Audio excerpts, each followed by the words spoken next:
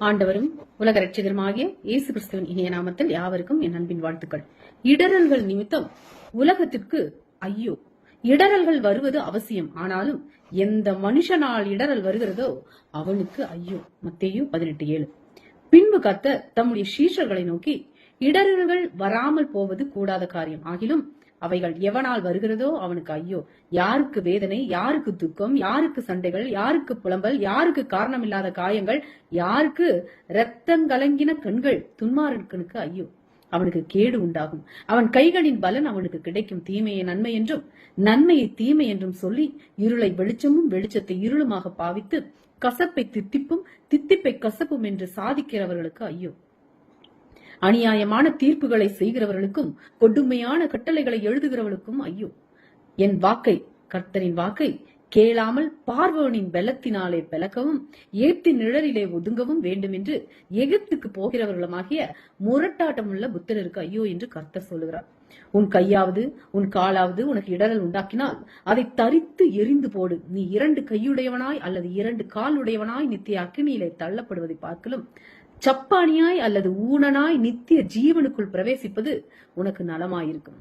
உன் கண் உனக்கு இடரல் உண்டாக்கினால் அதை பிடுங்கி எரிந்து போடு. 2 கண்ணுடையவனாய் எரி நரகத்தில் தள்ளப்படுவதை பார்க்கிலும் ஒற்றை கண்ணனாய் ஜீவனுக்குள் பிரவேசிப்பது உனக்கு நலமாயிருக்கும். கால்கள் கண்கள் என்பவையாவும் உங்களுடைய நண்பர்களும் உறவினர்களும் உன்னோடே இருக்கிறவர்களே ஆகும். அதனால் விட வேண்டியதை விட்டொழி. சேரக்கூடாதவர்களின் சாவகாசத்தை அறுத்து போடு. கர்த்தரோடு இணைந்திரு. தேவனுடைய அன்பிலே உங்களை காத்துக்கொண்டு நித்திய ஜீவனுக்கு ஏதுவாக நம்முடைய கர்த்தராகிய இயேசு கிறிஸ்துவனுடைய இரக்கத்தை பெற காத்திருங்கள். யூதா 1:21. மனுஷனே, நன்மை இன்னதென்று அவர் உனக்கு அறிவித்திருக்கிறார். நியாயம் செய்து இரக்கத்தை சிநேகித்து உன் தேவனுக்கு முன்பாக மன தாழ்மையாய் நடப்பதை அல்லாமல் வேற எண்ணத்தை கர்த்தர் உன்னிடத்தில் கேட்கிறார். கர்த்தர் நம்முடைய முக்காட்டை விலக்கும் வரை அவருடைய பலத்த கரத்துக்குள் அடங்கி இருப்போம். ஏற்ற காலத்திலே தேவன் உங்களை உயர்த்தும்படிக்கு அவருடைய பலத்த கைக்குள் அடங்கி இருங்கள். நம்முடைய நேரத்துக்கு கர்த்தர் அற்புதம் செய்யணும் என்று எதிர்பார்ப்பது தவறு. அவருடைய நேரத்தில் எல்லாம் சரியாகவும் நேர்த்தியாகவும் நடைபெறும். முதலாவது கர்த்தருக்கு கீழ்ப்படிந்து அமைதியாய் காத்திருப்போம். அமைதியாய் ஜெபத்தில் தரித்திருப்போம். அப்பொழுது அவர் நம்மிடமாய் சாய்ந்து நம்முடைய பொறுமையை பார்த்து நம் கூக்குரலை கேட்டு நமக்கு செவி சாய்ப்பார். பொறுமையும் நிதானமும் எங்கில்லையோ அங்கு தேவ ஆசீர்வாதம் இருக்காது. எல்லாமே உடனுக்குடன் நடக்க வேண்டும் என்று எதிர்பார்க்காதீர்கள். மாறாக கர்த்தர் சமூகத்தில் பொறுமையோடு அமர்ந்திருங்கள். நிச்சயமாய் தேவன் உங்களுடைய கூக்குரலுக்கு பதில் தருவார். நானோவென்றால் கர்த்தரை நோக்கி கொண்டு என் ரட்சிப்பின் தேவனுக்கு காத்திருப்பேன். என் தேவன் என்னை கேட்டருளுவார். நாம் காணாததை நம்பினோமாகில் அது வருகிறதுக்கு பொறுமையோடு காத்திருப்போம். உன் சுய புத்தியின் மேல் சாயாமல் உன் முழு இருதயத்தோடும் கர்த்தரில் நம்பிக்கையாயிருந்து உன் வழிகளெல்லாம் அவரை நினைத்துக்கொள். அப்பொழுது அவர் உன் பாதைகளை செவ்வைப்படுத்துவார். நீதிமொழிகள் 3:5-6. யோசியா ராஜாவாகிற போது 8 வயதாயிருந்து 31 வருஷம் எருசலேமில் அரசாண்டான்.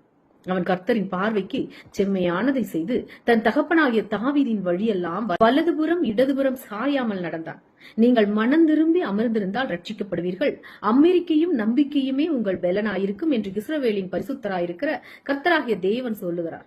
நீங்களோ அப்படி செய்ய மனதாயிராமல் போனீர்கள். ஆனாலும் உங்களுக்கு இறங்கும்படி கர்த்தர் காத்திருப்பார். உங்கள் மேல் மனதுருகும்படி எழுந்திருப்பார். கர்த்தர் நீதி செய்கிற தேவன். அவருக்கு காத்திருக்கிற அனைவரும் பாக்கியவான்கள். சியோனை சேர்ந்த ஜனங்கள் எருசலேமில் வாசமாயிருப்பார்கள். நீ இனி அழுது கொண்டிராய். உன் கூப்பிடுதலின் சத்தத்துக்கு அவர் உருக்கமாய் இறங்கி அதை கேட்டவுடனே உனக்கு மறு உத்தரவு அருளுவார். நீங்கள் வலதுபுறமாக சாயும் போதும் இடதுபுறமாய் சாயும் போதும் வழி இதுவே, இதிலே நடவுங்கள் என்று உங்களுக்கு பின்னாலே சொல்லும் வார்த்தையை உங்கள் காதுகள் கேட்கும்.